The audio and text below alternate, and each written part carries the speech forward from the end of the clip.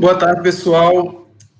Eu sou o Wilson Galvão, responsável pela assessoria de comunicação da Agência de Inovação aqui da UFRN, e serei o responsável por conduzir essa terceira edição do projeto Agir com Propriedade, no qual nós falaremos sobre a importância da divulgação científica e as práticas que a agência efetua nesse sentido. O nome dessa live será A Descoberta Científica e o Papel da Comunicação para a Disseminação do Conhecimento. E contaremos nesta edição com a jornalista e doutoranda Emily Gonzaga de Araújo, que vai nos falar um pouco sobre o entrelaçamento entre ciência, jornalismo e comunicação, colocar alguns conceitos de jornalismo científico, de divulgação científica, e pontuar também como a gente pode trazer essa reflexão para esse momento de pandemia em que nós estamos vivendo. Nosso outro convidado é o professor Adley Antonini Neves de Lima, do Departamento de Farmácia, aqui da UFRN, digamos, criador de mão cheia e também entusiasta aqui da divulgação da ciência para a sociedade. Antes de chamá-los propriamente, eu vou abrir um parêntese aqui para a gente falar um pouco sobre o projeto, sobre a continuação do projeto Agir com Propriedade. A nossa próxima live, após essa nossa, será no dia 12 de junho, com Maria da Conceição Araújo Moreno. Ela é do SEBRAE e vai nos falar um pouco sobre empreendedorismo. Já no dia 25 de junho, excepcionalmente em uma quinta-feira, a quinta edição do projeto contará com a presença de Hélio Costa. Ele é do Instituto Nacional de Propriedade Intelectual, o INPI. Portanto, as duas próximas edições aqui dessa ação nossa do Agir com Propriedade, a gente vai contar com a parceria do SEBRAE e do INPI. Bom, de antemão, eu agradeço aos dois pesquisadores que estão conosco aqui, que estão contribuindo conosco na execução desse projeto. Muito obrigado, professor Adley, muito obrigado, Emily. Eu vou iniciar com Emily. Emily, boa tarde. Emily, faz bem a ciência? Boa tarde, então, a todos. Boa tarde, professor Adley. Boa tarde também, Wilson, né? Todos e todas que estão nos acompanhando também nessa live. Com certeza, divulgar faz bem, sim, a ciência. Eu diria que não é nem só uma questão de fazer bem, né? É um dever. Sobretudo num país como o nosso, em que grande parte da pesquisa científica é financiada com dinheiro público, a gente divulgar aquilo, né, os resultados, os achados das nossas pesquisas é um imperativo, porque a gente está devolvendo à sociedade, né, dando uma satisfação a ela que é a grande financiadora, já que, como eu falei, né, boa parte dos investimentos são custeados com as verbas públicas, a gente está dando esse retorno do que a gente faz com o dinheiro público enquanto cientistas, enquanto pesquisadores, né. E a divulgação científica, seja ela feita pelo jornalismo ou seja feita por outras vias, né, essa parceria ela é muito antiga. O jornalismo, especificamente o jornalismo científico, ele é uma forma, né, de se fazer divulgação científica, mas o espectro da divulgação científica é muito mais amplo, né, e o jornalismo, como eu falei, é um componentezinho dentro desse vasto conjunto que tem por aí. Sobretudo nesse tempo que a gente está vivendo, né, nesse tempo de pandemia, eu acho que a gente vê de maneira muito clara, né, e muito concreta na nossa vida, no nosso dia a dia, a relevância que a divulgação científica tem. Por outro lado, eu queria começar pontuando minha fala nessa importância do como se faz, né, divulgação científica é bom, é necessário, é um imperativo na sociedade, né, mas é importante também como a gente faz essa divulgação científica. Por quê? Porque o conhecimento científico, ele é uma maneira de produção de conhecimento dentro da sociedade, não é a única, né, existem outras formas de conhecimento, existem outros saberes que seguem outras gramáticas próprias, outras regras próprias, e o conhecimento científico, ele também tem, né, o seu processo de produção, digamos assim, ele tem as suas regras, ele tem um tempo, E no contexto de pandemia, tudo isso vai sendo apressado demais, né? Porque a doença já está aqui, batendo na nossa porta, nos solicitando respostas para ontem, né? E é um tempo que normalmente, em condições, né, não tão atípicas como a que a pandemia traz, demoraria muito mais, né? Correria de uma outra forma do que o que a gente está vivenciando hoje.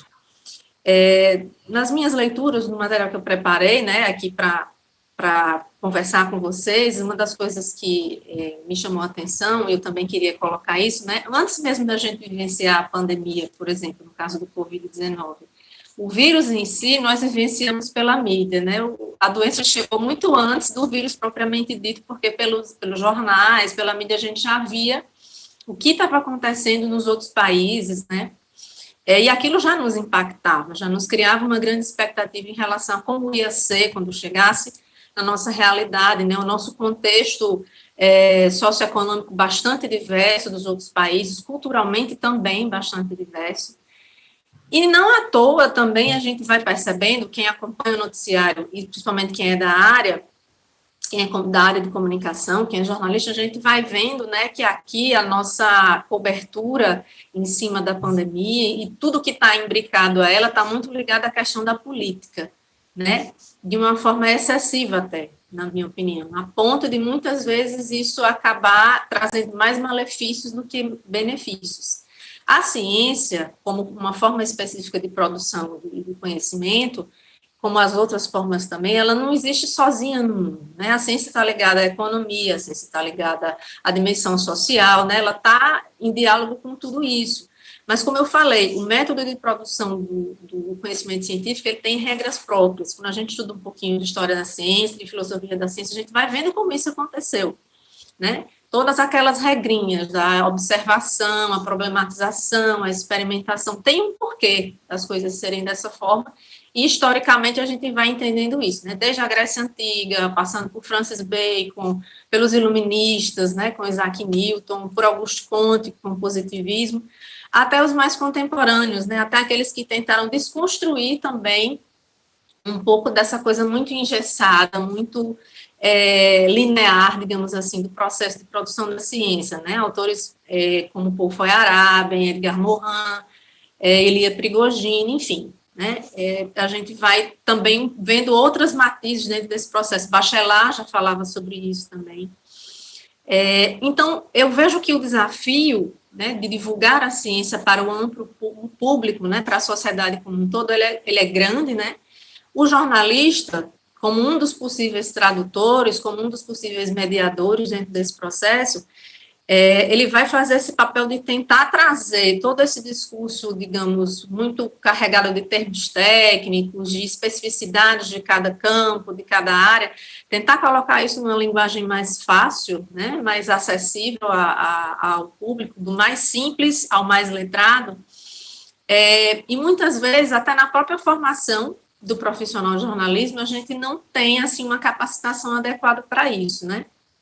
Eu cheguei a ministrar a disciplina de jornalismo científico durante 2 semestres, foi um prazer, foi uma experiência fantástica, mas assim como outras especialidades de jornalismo também, nem sempre a gente consegue ter sempre isso na grade, nem sempre a gente consegue, em termos de graduação, eu estou falando aqui, disponibilizar isso para os nossos alunos, porque tem particularidades, né, como eu falei, como é que eu vou tratar de ciência, como é que eu vou tentar traduzir esse discurso da ciência para o grande público, se eu, primeiramente, não entendo como é que as coisas se dão na ciência, como é que é o processo de produção de conhecimento na ciência, né?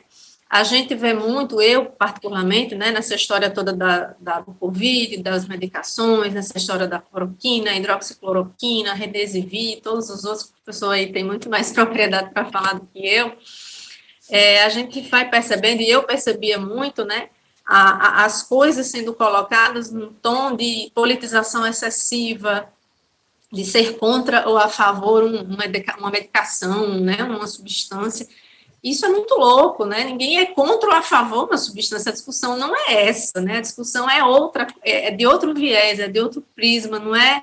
A lógica da ciência, ela não se dá nesse sentido do embate de eu estou contra você, eu defendo isso porque eu estou contra você, não é essa, não é esse o pensamento, não é essa a racionalidade. E eu acho que nós aqui no jornalismo, às vezes, acabamos transmitindo esse tom, né, na nossa cobertura. Eu percebo isso em algumas comunicações específicas, em alguns veículos, né, e vejo que a coisa não se dá por aí. Esse tipo de abordagem, esse tipo de maneira de tratar o debate não é bom para ninguém, não favorece ninguém, né. Ao invés de a gente estar, enquanto país, enquanto povo, né, num tom de conciliação, de juntar forças, né, nas mais diferentes áreas, cada um no seu papel, para enfrentar esse momento difícil que a gente está vivendo de pandemia, e que a gente precisa muito da ciência nesse sentido, a gente está muito pulverizado, a gente está muito polarizado, né, tratando, às vezes, de temas que são estritamente técnicos, científicos, com um olhar que não é científico, né, com um olhar de vieses ideológicos muito apaixonados, e tendendo sempre a puxar a brasa para a sardinha de algum dos lados, né, eu vejo que não é por aí. Por outro lado, e aí, Wilson, me avisa quando eu tenho que estourar, porque às vezes eu falo demais. Mas aí, no meio de tudo isso, como jornalista também, eu faço um pouco, nesse momento aqui, a defesa da necessidade do jornalismo nesse contexto, do jornalismo profissional, né? Num contexto de tantas fake news, notícias falsas que circulam pelos mais variados meios, né? Muito se fala no nosso meio da crise de jornalismo, né? Frente a tantas outras fontes de informação, frente a canais alternativos, digamos assim, né? De comunicação. Eu acho que aí é que o jornalismo é necessário mais do que tudo, porque se você tem esse caos informacional, essa quantidade avassaladora de informação, o jornalismo profissional, o jornalismo sério, ele aparece para você como uma fonte confiável de informação. Se o método científico, ele tem um processo de produção próprio, ele segue regras próprias, né, ele tem, enfim, uma gramática interna própria, o processo de produção da informação jornalística também. Ela também tem regras próprias, né, de confiabilidade, de apuração. Nós, enquanto jornalistas profissionais, a gente tem todo um cuidado, né, com aquilo que a gente publica, porque nós podemos ser responsabilizados judicialmente por aquilo, o veículo também pode ser, né. Então, assim, eu acho que no meio da crise, a gente pode enxergar também isso como uma grande possibilidade de reafirmação da importância do jornalismo, inclusive do jornalismo que se dedica a cobrir ciência, saúde, né? Como isso é necessário em termos de ter uma fonte de informação confiável, que entende esses processos, né? E que tenta trazer isso para o público da maneira mais acessível, mas, ao mesmo tempo, de uma maneira didática, de uma maneira concreta, né, que traga a representatividade daquilo para a vida da pessoa. Esse, para mim, é um dos maiores desafios da nossa profissão, essa tradução, sobretudo na questão do jornalismo científico, da divulgação científica. A gente traduzir sem perder a essência e sem deturpar o que o cientista pesquisou, o objeto do estudo, e aí vem essa questão da formação do profissional, né, da importância da formação do profissional. Nós somos contemporâneos de universidade. Sim. Com a época do início do século.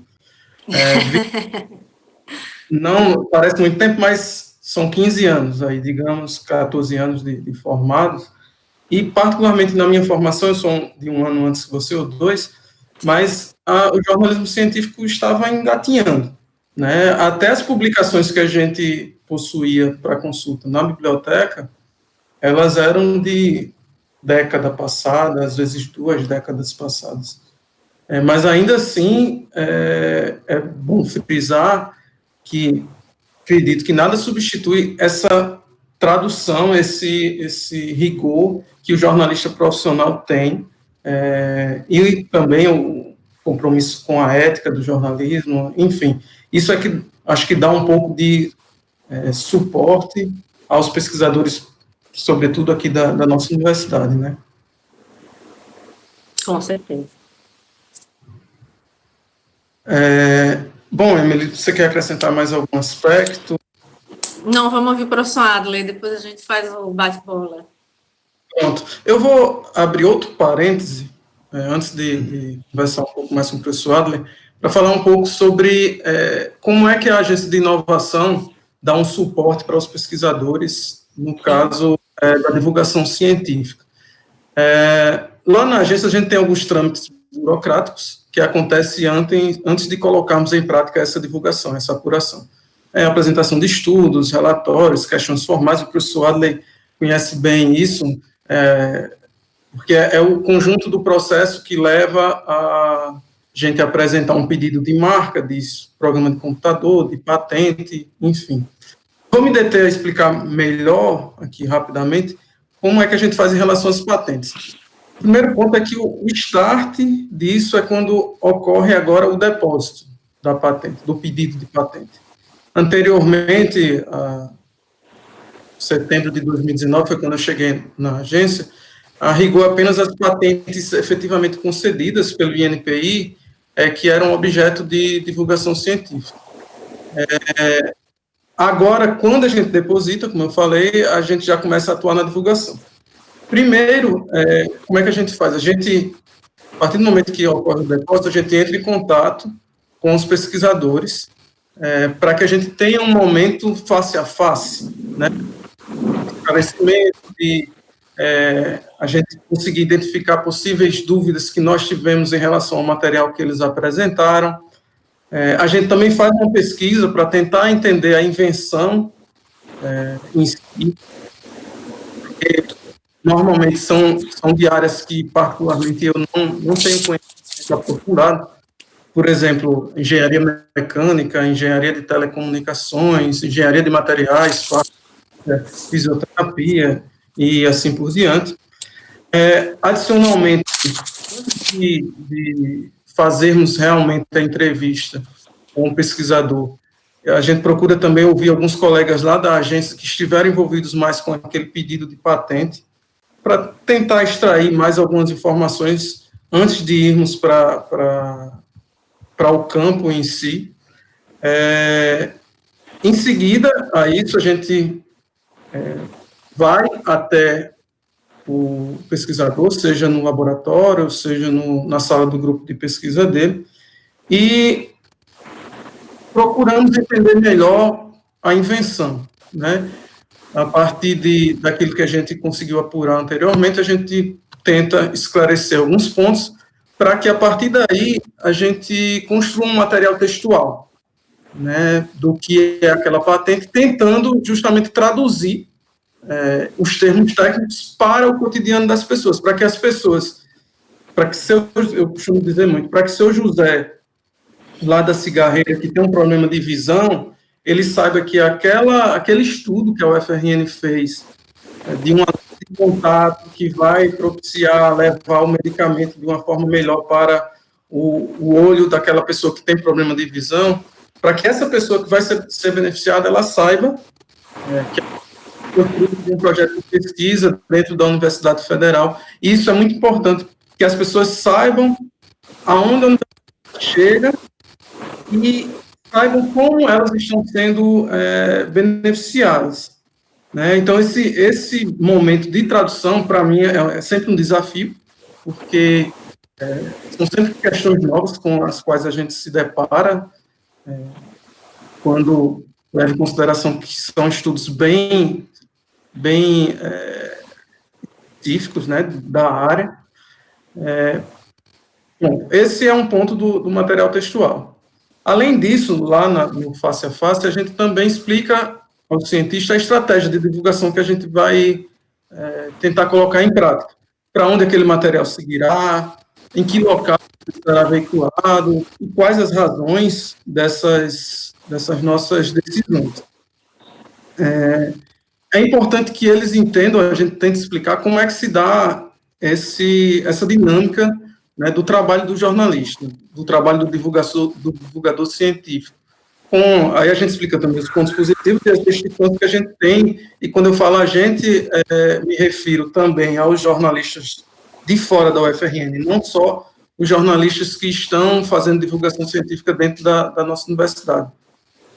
E essa oportunidade a gente aproveita para repassar algumas orientações, no que diz respeito também ao relacionamento com a imprensa, explicando aí mais especificamente algumas rotinas de trabalho, para o caso de algumas vezes, aquele assunto da patente gerar repercussão midiática. Embora, é bom deixar claro que a gente não faz a assessoria de direta, né? Do pesquisador, né? A gente faz assessoria de comunicação da agência e das ações da agência, e dentro dessas ações estão os depósitos de pedido de patente. O que isso significa? Que, em caso de uma demanda de jornalista, a gente, nesse momento em que eu estou lá no laboratório, eu explico para ele assim, alguns aspectos de como se dá a divulgação científica, mas a gente, quando o jornalista se interessa, a gente não vai estar lá dando aquele suporte presencial. É claro que se o pesquisador nos contactar e pedir alguma orientação, a gente não se furta em fazer, mas é preciso deixar claro que a gente não faz a assessoria do pesquisador, nem do grupo de pesquisa, nem do programa de pós-graduação. A gente faz da patente e da agência de inovação. Bom, no final, quando a gente volta para a agência, a gente faz o material textual, a gente também grava um material com os pesquisadores explicando o que é a patente, qual é a aplicação, qual é a utilidade, como as pessoas vão se beneficiar, né, daquele estudo. Elaboramos um material textual, o de áudio, os registros de imagem e aí a veiculação no portal da UFRN. Ele é inserido no boletim de notícias, que é dado em via diariamente, e é colocado nas mídias sociais, e a gente também repassa como sugestão de pauta para as redações, seja de TV, seja de mídia impressa, enfim, passando para o nosso mailing list, a nossa lista de contatos que, enfim, todo jornalista tem. Bom, essa exposição que eu fiz, embora eu tenha dito antes que o professor Adley, ele é um dos patenteadores nossos, acho que tem 2 ou 3 já patentes, salvo engano tem uma em andamento também para ser depositada, ele ainda não iniciou esse procedimento porque os depósitos de patente dele foram anteriores a setembro. Mas, salvo engano, ele tem 2 ou 3 colegas lá do departamento de farmácia que já vivenciaram isso, e foram experiências muito boas que a gente conseguiu dar uma repercussão muito boa, inclusive esse exemplo que eu usei da lente de contato foi um, né? Então, vou chamar agora o professor Adley, que nos ouviu aí atentamente. Novamente, boa tarde, professor. Eu, assim como eu fiz com ele, eu não vou me furtar a perguntar. Divulgar faz bem ao cientista? Bom, boa tarde de novo a todos que estão vendo, ao Wilson e à Emily. Agradeço bastante aí pelo convite. Queria agradecer primeiro ao nosso grupo, né, de pesquisa, que é o Inofarm, Inovação em Fármacos e Medicamentos. Sem eles, eu não estaria aqui conversando com vocês, porque tem toda uma equipe de apoio, de suporte aí, trabalhando todo dia com a gente. E agradecer também à Agência de Inovação, né, que vem desenvolvendo um trabalho brilhante aí. Eu venho trabalhando desde o NIT, né, e aí surgiu com o professor Aldair, depois o professor Daniel Pontes assumiu e deu uma nova cara, uma nova configuração. Hoje a agência tem uma nova forma de enxergar a propriedade intelectual, industrial, e os pesquisadores que têm mais afinidade, né, pela questão da inovação e da propriedade intelectual industrial tem tido um bom respaldo. Então, só agradeço pela forma como vocês vêm conduzindo, né. Bom, falando das falas iniciais de vocês, né, falar que um aprendizado muito grande para participando junto com jornalistas, né, eu venho participando de algumas lives muito técnicas falando sobre a Covid, sobre fármacos e tratamentos para a Covid. Então, são farmacêuticos também que trabalham com medicamento com ciência, né, então eu prestei muita atenção aqui na fala de vocês e fiquei muito empolgado, até dei um oi aqui para o meu grupo, dizendo, olha, o pessoal aí é muito bom, a Emily e o Wilson, então vamos prestar atenção, o pessoal está antenado aí. E como vocês falaram mesmo, a divulgação científica tem que ser feita com muita cautela, né, para que a gente possa passar uma informação, no meu caso, né, que faço pesquisa ciência, da maneira mais correta e sem exageros que às vezes a gente costuma ver, né, em parte da mídia aí, e não tem esse conhecimento jornalístico que vocês têm, mas a gente busca, através dos canais que a gente tem acesso, estar divulgando o que a gente vem fazendo, né, então a gente com relação ao que o Wilson falou, da divulgação pela agência, né, eu não tive o prazer e a oportunidade ainda de fazer parte de uma dessas matérias, espero ser convidado também. A gente já tem 13 patentes depositadas, né, e sempre no sentido de buscar novas alternativas terapêuticas para várias doenças, com novos fármacos e novos sistemas de liberação. Mas não só patentes, né? A gente vem fazendo um trabalho aí de divulgação também para atingir as indústrias farmacêuticas e indústrias cosméticas, para que a gente possa transferir a tecnologia que a gente vem desenvolvendo, né? Eu vim da área industrial, né, quando eu me formei em farmácia, há uns longos anos atrás aí, na UFPE, e desde lá a minha formação foi voltada para a indústria. Então, eu atuei como farmacêutico industrial e depois tive a oportunidade de trabalhar com consultoria. E aí, como eu vim do mercado já, eu conheço um pouco da necessidade do mercado com relação ao que espera da academia, né? Então, a gente procura divulgar justamente para atrair a atenção dessas indústrias, né, tanto regionais quanto a nível nacional, para fazer essas parcerias tentando transferir essas tecnologias, né? Então, assim, na minha opinião, como cientista e trabalhando com empreendedorismo e inovação também, eu acho que não adianta só ficar depositando patente o tempo todo lá na AGI, depositando a patente e sair ficar engavetado, né? A gente tem que buscar estratégias para que esses produtos cheguem realmente ao mercado, né? E possam atender a população para que elas possam usufruir aí desses novos produtos, né? Então, dessa maneira, a gente vem usando os canais de comunicação, além do Instagram, né? Fazer propaganda aqui do inofarm.ufrn no Instagram. Quem puder seguir aí, siga. A gente está com quase 500 seguidores.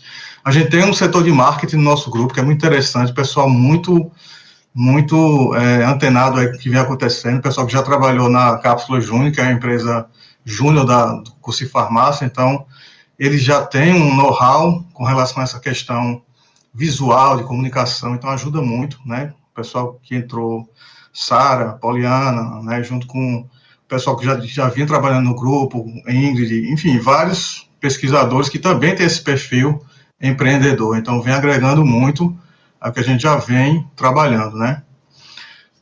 Então, além de patentes, a gente vem trabalhando com marcas também, a gente já tem 2 marcas registradas e está com a terceira submetida já na AGI também. Falei com a Rochelle ontem, grande amiga Rochelle, queria mandar um abraço para a Rochelle, para o Lawrence, para o professor Daniel, para o Arthur, todo o pessoal aí que nunca mais a gente se viu, né? 2 meses e pouco, mas eu estou sempre lá sentado naquela cadeirinha da AGI, acho que às vezes o pessoal nem aguenta mais, professor, ali está aí de novo. Mas é porque é a forma como a gente vem trabalhando com o PI, né? Então, dessa maneira, eu acho que a gente vem tentando contribuir, né, com a ciência e com a inovação, né, juntando isso aí com o empreendedorismo, né? Alguns programas de inovação são fundamentais para isso. Tem muitas empresas no Brasil hoje que estão fazendo essa ponte entre a universidade e o mercado, né? Isso é muito legal.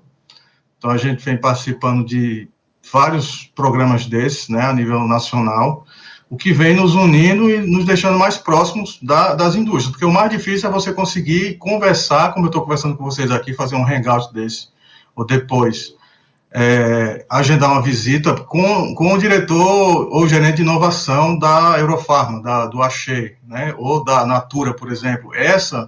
Esse canal aí, essa ligação direta é muito difícil, né? Para quem tenta fazer parceria com a indústria, se você entra no site lá, coloca lá seu projeto e tal, a resposta é muito demorada.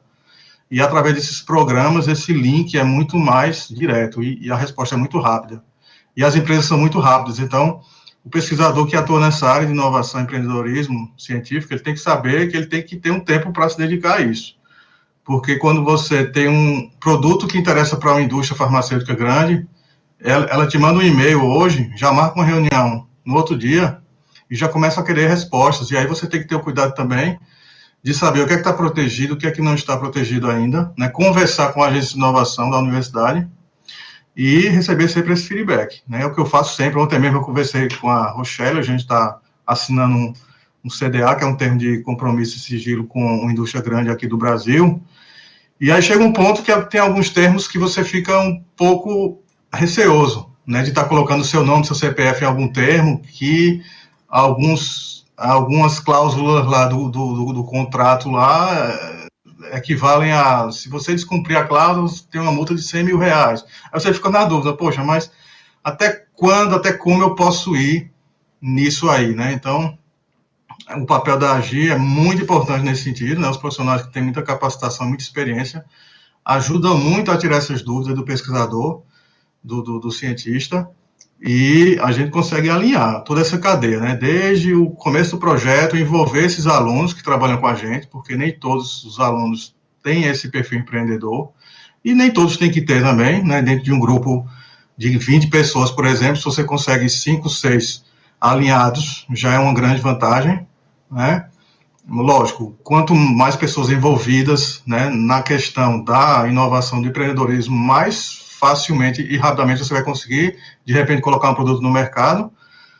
Mas, foi como eu falei, tem que ter um tempo para se dedicar a isso, porque o mercado funciona de uma maneira diferente da universidade pública, né? Então, a gente que está na universidade pública tem que saber que as respostas são diferentes, são mais rápidas, e que se você dorme um pouco no ponto ou deixa de atender alguma demanda, você vai perder aquela grande oportunidade que está na sua mão, que surgiu através de uma divulgação científica, de uma parceria que você fez, mas você tem que estar sempre acompanhando ali aquela demanda, o que não é fácil, né? Para quem é professor, dá aula na graduação, na pós, orienta tantos alunos e está fazendo a pesquisa, além de publicar os artigos que a CAPES cobra tanto da gente, com um fator de impacto alto, a gente tem que transformar essa pesquisa, esse artigo científico internacional em um produto, né, numa patente, e conseguir vender isso, vender essa ideia e vender o produto mesmo para uma indústria, né? Então, é uma cadeia muito complexa, né, que a gente tem que ter muitas pessoas. Por isso que eu sempre, em todas as oportunidades, eu agradeço muito, muito ao meu grupo,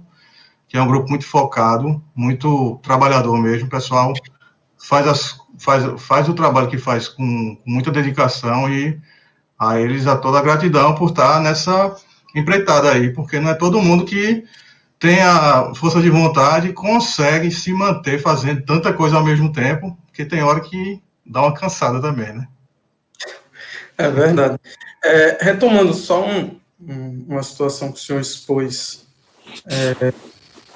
de ter alguém responsável pelo marketing e de precisarmos levar a inovação não até a patente concedida, mas levar isso para o setor produtivo, é justamente dito, né, focado nesse objetivo, que a agência procurou disponibilizar para os pesquisadores todo esse suporte de divulgação científica, porque a gente acredita que, a partir daí, dando uma possibilidade de divulgação mais ampla, com mais ferramentas, não só o texto, mas imagem, vídeo, a tradução dos termos, a gente consegue, é um caminho que a gente pode conseguir gerar um maior interesse do setor produtivo e conseguir repassar, né, essa descoberta científica para o setor produtivo, que aí é onde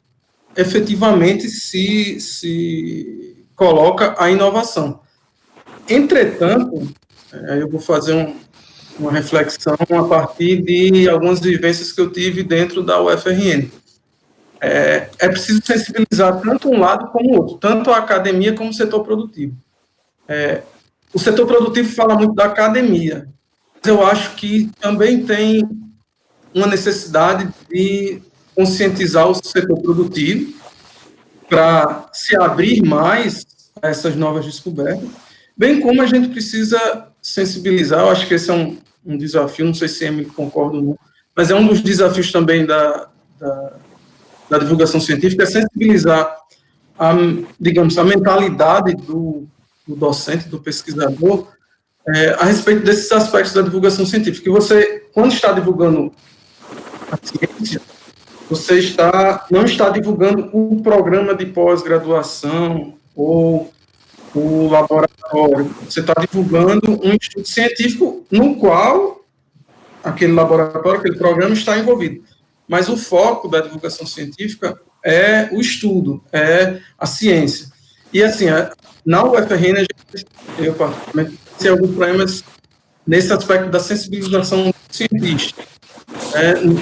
Felizmente, pelo menos depois que eu cheguei na agência de inovação, esses problemas foram a zero. Nenhum dos pesquisadores com os quais eu lidei depois que cheguei na agência, eu tive problema em relação a como a gente fez a divulgação, em relação ao texto que a gente produziu, em relação ao vídeo que a gente fez. Mas eu acredito que esse seja um dos desafios nossos dentro da universidade, essa sensibilização em relação ao cientista.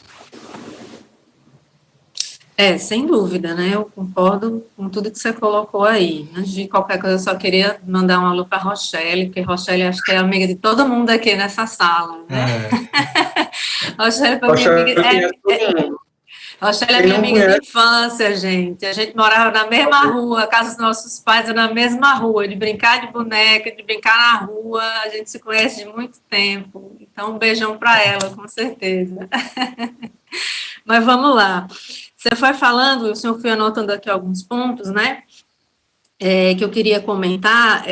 Existe toda uma cadeia produtiva, como o professor também colocou, você colocou, né? Seja a cadeia produtiva da academia, seja a cadeia produtiva da indústria, seja a cadeia produtiva da imprensa, né? Como eu falei, a notícia, ela também tem um processo de produção, ela também tem uma temporalidade. Da mesma maneira que o processo de pesquisa científica tem uma temporalidade distinta, e às vezes, muitas vezes a gente percebe assim, uma resistência dos pesquisadores, dos cientistas em relação aos jornalistas, porque eles consideram o jornalista um pouco rigoroso, né, ou alguém que não entende, não está especializado dentro daquilo ali. E são coisas que fazem parte, né? E você imagina que um jornalista ele lida com uma gama, uma variedade de assuntos muito grande, né? E quando a gente adentra dentro da especificidade do jornalismo científico, aí é que essa densidade, essa variedade também se agiganta mais ainda. Então, tem todo um trabalho de estudo, de preparação, de forma contínua mesmo, né? E tem uma coisa que é muito importante também a gente falar, a gente sempre tem que bater nessa tecla, que é a questão da alfabetização para a ciência, que é um processo de base, né, que é um processo de base, assim, de banco de escola, né, e o nosso país, a gente ainda sofre muito nesse sentido, né, como dizia uma colega minha, desde o feijãozinho lá, plantado no algodão, até o final da vida, você está constantemente tendo contato com o mundo da ciência, em tudo que você faz, em tudo que você utiliza. Então, o trabalho de divulgação científica, ele também contribui para essa dimensão da alfabetização para as ciências, né. No caso das instituições de pesquisa, das universidades, né, eu e o Wilson, a gente já conversou muito sobre isso, a gente tem uma infinidade de coisas acontecendo, né, a gente, quando eu conversava com o Wilson, muitas vezes a gente dizia, a universidade é um mundo, a gente não faz noção da quantidade de coisas que acontecem aqui na nossa FRN, coisas muito legais e pesquisas muito interessantes, e a gente, às vezes, não consegue comunicar tudo isso para a sociedade às vezes, não tem essa noção da grandiosidade, da beleza que né, essa instituição e a grande responsabilidade social que ela exerce também através do seu fazer científico. E esse raciocínio eu posso estender para os grandes laboratórios, para os institutos de pesquisa que a gente tem ao longo do país inteiro, né? Nesse tempo de pandemia, isso fica tão evidente, isso fica tão claro, né, o quanto o nosso sistema público de ciência como um todo, né, está fazendo frente nesse momento, o quanto a pesquisa brasileira está fazendo frente nesse momento, e o quanto é importante a gente valorizar, né, o investimento em ciência como uma coisa contínua, como uma política de Estado, não somente uma política de governo, né, porque nesses momentos em que a coisa aperta, a gente vê os países que têm um pouquinho mais, digamos assim, de autossuficiência na produção científica, em ciência como um todo, conseguem sofrer menos, né, digamos assim, nesse contexto de pandemia.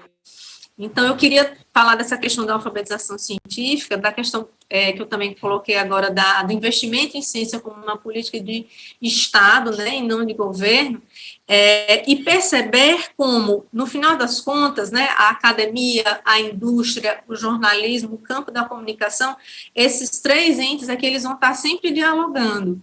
E o bom é que seja um diálogo colaborativo, onde cada um vá dando ali a sua parcela, né, de contribuição, e isso vá fluindo bem. Mas para que isso aconteça, é necessário essa questão do entendimento, da mudança de mentalidade, muitas vezes, como o Wilson falou, né, seja do ponto de vista do jornalista, do comunicador, que vai precisar, né, ter uma preparação, ter uma leitura, ter uma formação específica para lidar com temas específicos, seja do ponto de vista também do cientista, do pesquisador, né, que precisa muitas vezes despertar para aquilo que o que ele está fazendo não é dele ali, né, é da sociedade.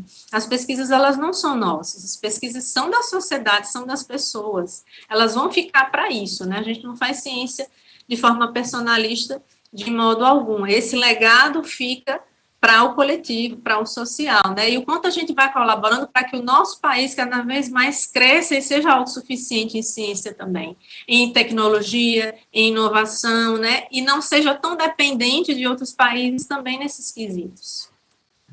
Verdade. Jovens convidados, a gente já está com mais de 40 minutos de live e vamos precisar entrar no nosso momento final, né, de considerações finais, digamos assim. Antes disso, vou reforçar o que eu falei no início da nossa apresentação aqui.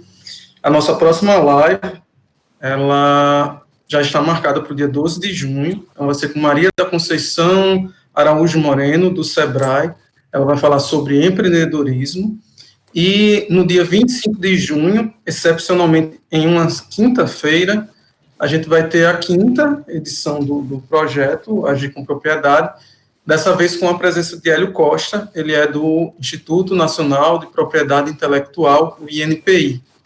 Então, as nossas próximas lives, dia 12 de junho e dia 25 de junho, ambas no mesmo horário, 17 horas, assim como essa que a gente está fazendo agora. Bom, eu queria abrir para vocês dois, para o Soadler, para a Emily, vocês fazerem as suas considerações finais. Sejamos breves, porque a gente já extrapolou, segundo a nossa equipe técnica. Tá bom? Vai lá, professor. Então, assim... Oi. Pode falar, professor. Então, assim, só queria, né, agradecer a oportunidade. Passa muito rápido o tempo, né? A gente começou a falar aqui, de repente você falou que já estava 40 minutos, a gente nem sente. Mas, assim, agradecer bastante aí o convite, né, para poder estar falando sobre ciência, né? A gente está passando por um momento muito complicado no país, além da pandemia, essa falta de informação, essa quantidade de fake news aí que não para, né? Que eu espero que pare agora, né? Parece que o negócio está apertando mais. Mas, assim, cada vez mais a população descrente, né? Da ciência, do poder que a ciência tem para melhorar, né? Uma nação. E a gente é parte fundamental nisso, né? Essas pessoas que estão conversando aqui, eu acho que são muito alinhadas nesse sentido, né? De mudar esse quadro, né? E a gente tem um papel muito importante na sociedade. Então, quanto mais a gente consegue divulgar o que a gente está fazendo de uma maneira responsável e de uma maneira consciente, né? Envolvendo o maior número de pessoas, a gente vai ter sucesso, né? Que essa informação chegue até para as pessoas que não querem que chegue, né? As pessoas que não têm acesso, a gente busca tentar chegar, e até para as que não querem ouvir, não querem ter acesso a gente de uma maneira ou outra, a gente vai tocar uma pessoa, pelo menos um amigo, um vizinho, que vai dizer, olha, isso aqui é importante, para escutar, você está muito radical nesse sentido, você precisa escutar um pouco o que o cientista está falando, porque ele trabalha com isso, ele estuda isso, então ele quer o bem para a sociedade. Então, acho que o nosso papel é de extrema importância, né? Durante a pandemia, a ciência não para, pelo contrário, os cientistas estão trabalhando mais ainda, muito mais, tentando ajudar as pessoas de todas as maneiras possíveis, seja na primeira linha, na segunda, na terceira linha de batalha, seja em casa, seja pesquisando, estudando e produzindo ciência. Então, agradecer muito o espaço aí, né, mandar um grande abraço de novo para todo o pessoal da Agência de Inovação, né, e sempre tem dado muito suporte aos pesquisadores, nunca nega informação, sempre muito rápidos em atender. E eu acho que esse trabalho em parceria está estimulando muito os professores e pesquisadores a fazerem inovação na universidade, né? E através da inovação também entrar no empreendedorismo, porque daqui a pouco vai ter contato com alguma empresa para tentar essa transferência. Então, é muito importante o papel que vocês estão fazendo, e eu acho que a gente tem que se unir, né? Eu ainda vejo muita competição interna na universidade, eu acho que isso tem que acabar. Eu acho que todo mundo tem que se abraçar agora, não se abraçar de forma convencional, mas se abraçar virtualmente e em pensamento, não pode, mas acho que o trabalho em equipe é que vai nos ajudar muito nesse combate aí a essa pandemia muito louca e também nas ações que a gente está buscando, né, colocar a ciência a favor da sociedade. Então, um grande abraço e só agradeço ao convite e qualquer dúvida aí estou à disposição, se chegarem perguntas aqui ou depois, eu estou à disposição aí para qualquer intervenção, né? Quem quiser, o Inofarm tem o Instagram, tem o Facebook também, a gente está criando um LinkedIn agora, um site, então a gente está buscando todas as maneiras de estar divulgando essa ciência e colocando isso aí para as pessoas, tá? Muito obrigado, Wilson, prazer conhecer, Emily, e estou à disposição. Bem, obrigado, professor. Emily, permita-me, antes de passar a bola para você, Amanda Almeida comentou aqui um dos comentários aqui na live, a respeito de salvar as lives. Amanda e os demais, na segunda-feira, a gente realiza a reprise dessa live aqui nossa no canal da Agência de Inovação no YouTube, e lá as lives ficam arquivadas. Se você quiser assistir as duas que nos antecederam, elas estão lá, e depois da segunda-feira, depois da reprise, elas vão estar lá também, essa live nossa aqui vai estar lá também no canal do YouTube, assim como as seguintes também, nesse mesmo procedimento, certo? Bom, Emily, com você agora.